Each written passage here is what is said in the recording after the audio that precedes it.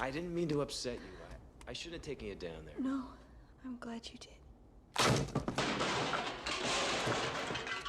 Steel. Well, what's wrong with this picture? Jenna, join me for dinner. You start at one end, I'll start at the other. And when we get to the middle, well, you tell me. All right, Steel. No, Balto.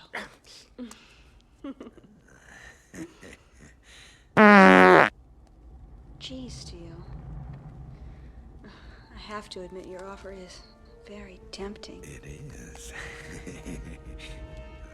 But these days I prefer my meat cooked. Come on, let's go! What's all the noise? I think it's over here. Jenna, come on.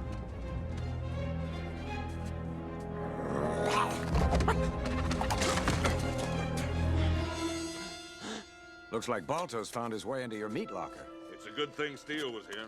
Good boy, Steele. You've earned these. Besides, I can't do anything with them after that wild animals touched them. Go on, get out of here, you thief! Come on, Jenna, let's go home.